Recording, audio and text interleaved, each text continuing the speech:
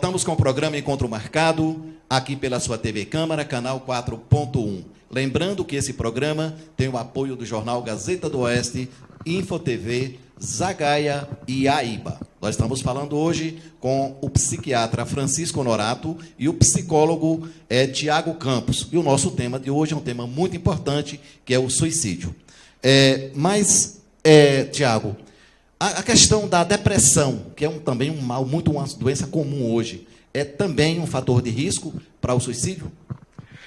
A depressão, né, que nós ouvimos tanto falar, ela é considerada um transtorno de humor.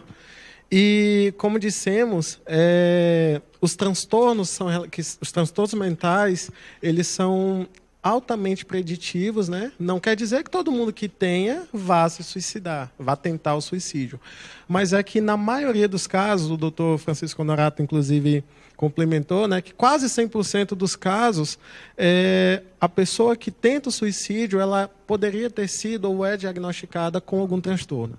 A depressão é um transtorno de humor. E os transtornos de humor, eles são responsáveis aí por uma porcentagem em torno de 35% a 40% dos casos de suicídio.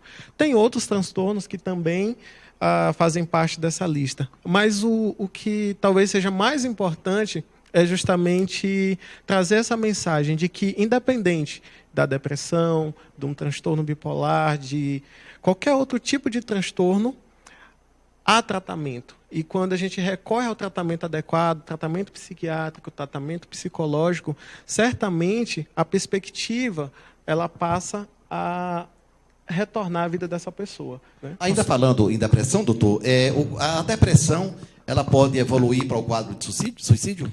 Com certeza, Modésto. O que é que acontece? O transtorno depressivo, não só o transtorno depressivo, mas todos os outros transtornos psiquiátricos, eles têm uma relevância muito grande na questão do suicídio.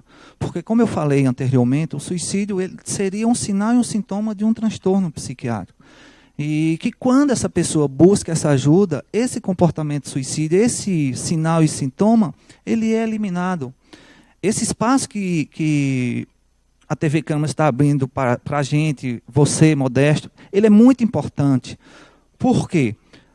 O principal problema hoje que existe entre o profissional de saúde mental e o nosso paciente é o estigma e o preconceito. Por quê? Só procura o psiquiatra quem é doido, ninguém quer ser taxado de doido. E eu não vou, porque se eu for, o médico vai passar uma medicação e eu vou ficar dopada. E não é isso que nós fazemos no consultório. Pelo contrário, nós vamos devolver a vida do nosso paciente. E é muito importante que a gente tenha essa consciência para que mais pessoas busquem essa ajuda, para que esse comportamento suicida ele seja eliminado. Tiago, mas, na verdade, existia sempre aquele conceito de que só quem procuraria um psiquiatra seria realmente quem tinha um problema mental, não é isso, Tiago? Não existia, não, Modesto. Ainda hoje existe. É isso que eu acabei de falar. A principal barreira que existe entre o profissional de saúde mental e o paciente é o estigma e o preconceito. Então, isso é uma coisa que está arraigada na nossa sociedade. Como trabalhar isso, Tiago, então, para tentar fazer com que as pessoas, convencer as pessoas de que ele deve procurar o profissional para tentar sanar essa questão de saúde? Eu gosto sempre de usar uma metáfora que as pessoas, às vezes, riem quando eu uso. Mas é tão simples quanto isso.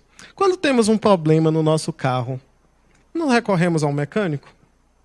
Quando temos um problema cardíaco, não recorremos a um cardiologista?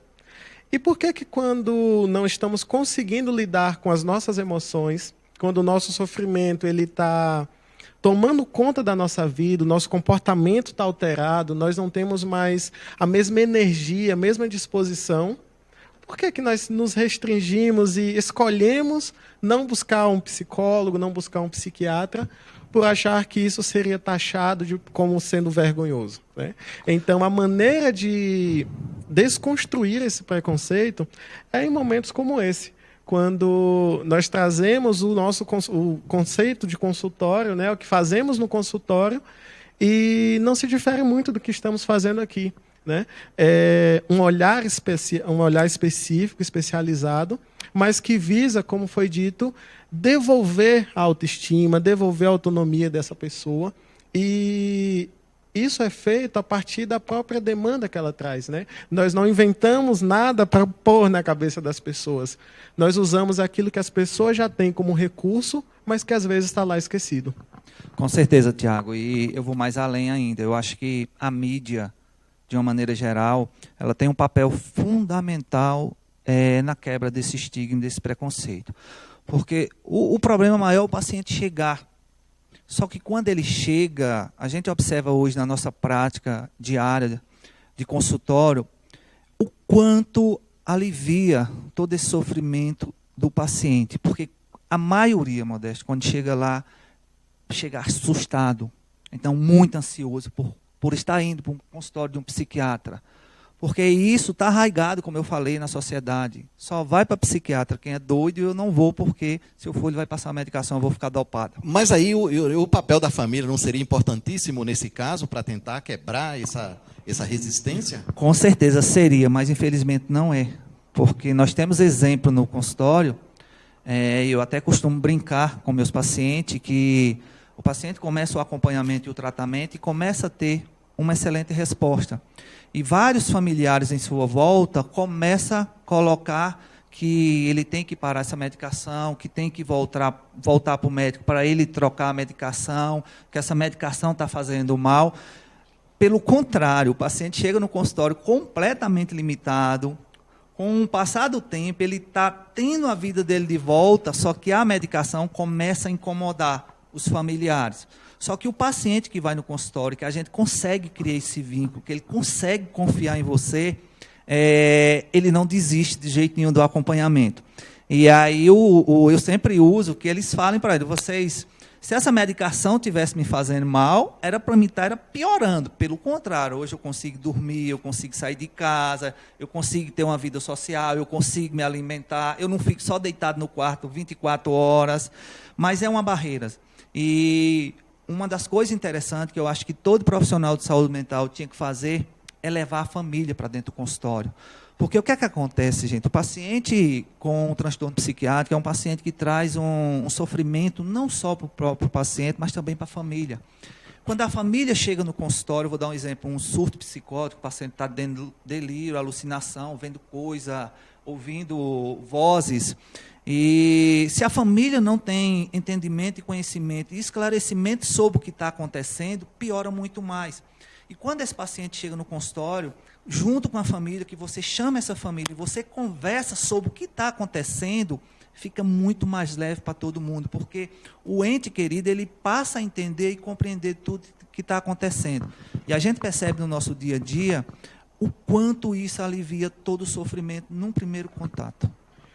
Realmente, essa questão de suspender medicamentos, isso é uma coisa comum. O paciente começa, aí a pessoa vai lá, não, esse remédio tal, e já vai suspender. Isso acontece normalmente. Mas, Tiago, quais os principais sintomas que uma pessoa, um paciente pode manifestar e que a família tem que procurar realmente um profissional? Os principais sinais de um suicida. Nós costumamos dizer, né, é unânime no meio acadêmico, no meio profissional, de profissionais da saúde, de que a família, ela, quando engajada no processo terapêutico, no processo psiquiátrico, ela é um forte fator de proteção, né? Então, qual o papel da família, né? É estar atenta, principalmente a mudanças de comportamento, né?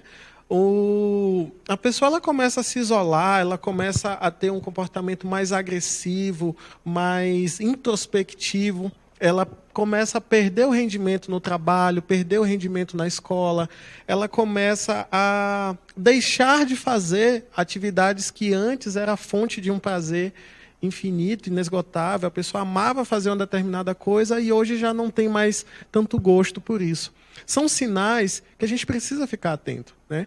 O nosso comportamento, ele nada mais é do que um reflexo daquilo que nós vivenciamos no nosso mundo psíquico, né? Na nossa mente, no âmbito das emoções. Então, quando o nosso comportamento ele se altera, É preciso que aqueles que estão à nossa volta estejam aptos a observar e, claro, chamar para perto, ter uma conversa franca e, sobretudo, dizer as palavras mágicas. Eu estou aqui, estou pronto para ajudar. O que eu posso fazer por você? Com empatia, com respeito, e isso faz uma enorme diferença. E que são sinais de alerta que a gente chama, que são pedidos de socorro. Nós, profissionais da área de saúde mental, que a gente usa bastante, é pedido de socorro, como por exemplo, a vida não vale mais a pena, eu sou um peso para todos os meus familiares, ninguém gosta mais de mim.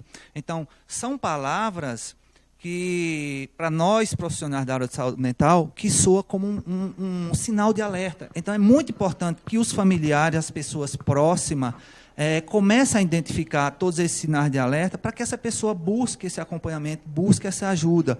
Porque, assim, é o que vai salvar a vida dela. Então, você identificou essas frases, essas palavras, busque a ajuda de um profissional de saúde mental. Importante nessa fala, a gente costuma falar da desesperança, né, como sendo o grande sinal de alerta, aquele que supera todos os outros. Se a pessoa ela demonstra que ela não tem mais esperança, que ela não tem mais uma perspectiva de futuro, né, ela não consegue mais imaginar como ela vai estar daqui a 6 meses, daqui a 1 ano, porque está tão ruim que ela não consegue ver uma luz no fim do túnel. Uma decepção pode ser também uma causa? Nós chamamos situações assim de fatores precipitantes, né? É negligente dizer que o suicídio ele pode vir de uma só causa. Nós não podemos dizer que, por exemplo, uma separação, a perda de um emprego, um grande prejuízo financeiro, embora sejam a ponta do iceberg, é o que está em evidência, mas sempre tem algo mais, né? Se a gente for fazer uma autópsia mental da história de vida dessa pessoa, certamente nós vamos encontrar um diagnóstico, um possível diagnóstico de um transtorno psiquiátrico, nós vamos encontrar um histórico de pedidos e mais pedidos de socorro, de frases, como o doutor mencionou, né, de que eu não aguento mais, a minha vida não tem mais sentido, eu vou deixar de ser um peso para as pessoas. Dito isso, sim, uma situação momentânea pode ser o estopim, pode ser o gatilho, mas sempre tem mais coisa. E os pedidos de socorro, eles sempre vêm. Existe uma explicação, cientificamente falando, para essa incidência na faixa etária de 15 a 35 anos, mas vocês vão me responder daqui a pouquinho, depois do nosso intervalo.